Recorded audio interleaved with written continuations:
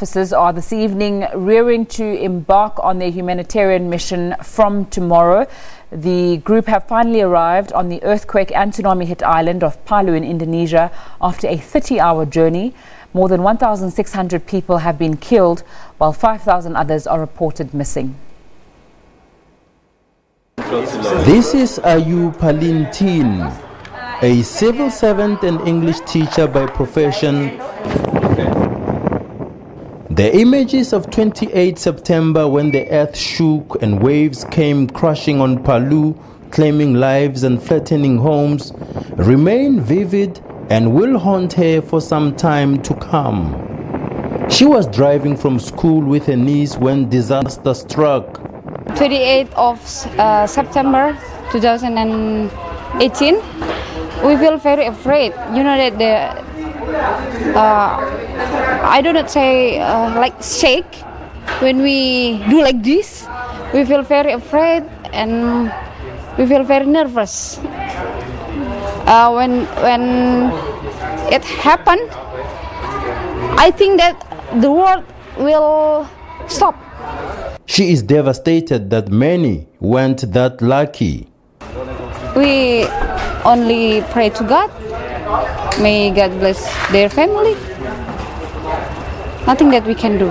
Does it make you sad as an Indonesian? Very sad, very sad. And sometimes when I see the video of the earthquake, I feel how come it happened. Meanwhile, more international aid is streaming into Indonesia. Gift of the Givers volunteers were swift to set up camp shortly after their arrival. It took them 4 days, mainly in air, changing flights at least 9 times while ensuring that all their luggage and humanitarian aid remained intact. But more challenges lie ahead. I don't know on the way coming, have you guys seen there's some collapsed buildings, one whole mall and stuff. So they don't want anyone to be there if they didn't know, any foreign people to be walking around, right? So once we have a green light and we establish what they want, what they don't want, we have to, we in the Indonesian, we have to work under their laws as well and incorporate into the systems.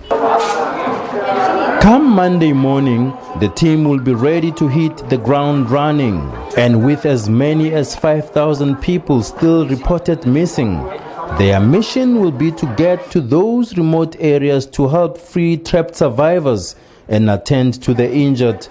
Njanji Chauke, SABC News, Palu, Indonesia. Let's go now to Palu in Indonesia, where Njanji Chauke is standing by. Good evening, Njanji. Just describe the scenes that have greeted you as you arrived in Indonesia.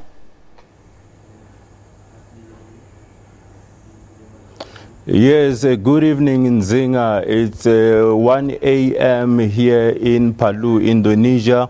We arrived here earlier this evening after traveling for more than 30 hours. As you will realize, it can sometimes be a logistical nightmare to get to such areas, especially whenever there is a disaster. As you know, that many international organizations or aid organizations from around the world, everyone has been trying to get into Palu in Indonesia to come and assist some of the people that need this aid.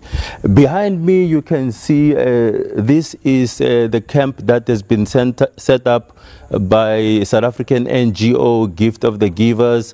We have just over 15 search and rescue officers that have come through here to Indonesia to come and assist with search and rescue operations. We know that it's already more than 10 days since that earthquake and subsequent tsunami of the 28th of September, but we have since received reports today that there are 2 areas not very far from where I am where it's believed that area has not been accessed as all.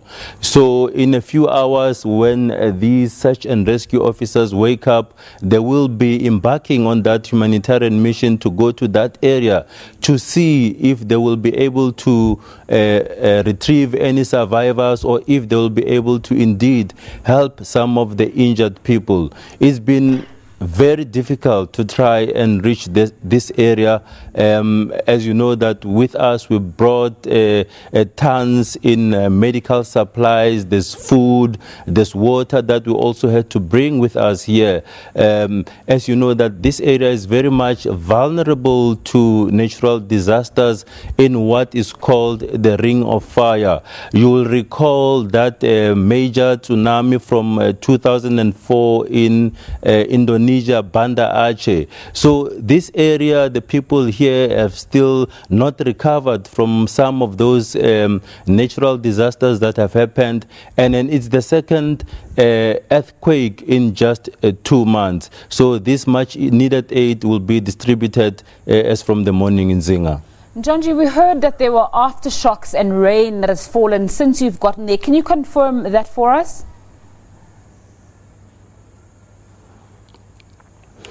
Yes, earlier this evening as we were busy setting up camp here, offloading some of the supplies, and also us as the media charging our camera batteries, trying to edit a few stories that we had to send back to Johannesburg, South Africa for this evening. We just had the dogs barking very widely. It's believed that there were some aftershocks this evening, and then luckily no one has been injured or reported to have been injured. Where we are quite safe, and then a short while ago it also started raining. The rain has since stopped for now. As I said earlier, it's just after 1 a.m. in the morning. So as we start with this search and rescue operation, these more than 15 search and rescue officers. We've lost Njanji Chauke. He's giving us an update of what's happening in Palu, Indonesia. We see that he is back, and we apologize for that slight interruption. Let's go back to him. Here was sort of the bureaucratic red tape involved. You know, it's difficult just to come to a country like this and embark on a mission. Gift of the Givers have since partnered with one of the NGOs here, and then through that NGO they will be able to distribute the much needed aid in those areas. We believe that there could be as many as 5,000 people that remain unaccounted for. We've seen some of the very gory pictures that we can't even use on the media of people that have been buried under the mud, under the lava. Unfortunately, we can't use those kind of visuals. And then earlier we also spoke to some of the survivors. One of the ladies telling me that she was driving from work when the tsunami struck. She was with her niece, and she just heard this, saw the earth shaking. She thought maybe she was going to die or get injured, but luckily she managed to survive. At the moment, we seem to have lost connection with Johannesburg, and I'm just going to give back to studio. Njanji Chauke giving us an update there from Palu in Indonesia. Following that story, and we'll continue giving us updates on what's happening, as well as the Gift of the Givers rescue mission to those areas that perhaps haven't been accessed yet, and we will continue bringing you updates on that as the SABC. Now, the Nigerian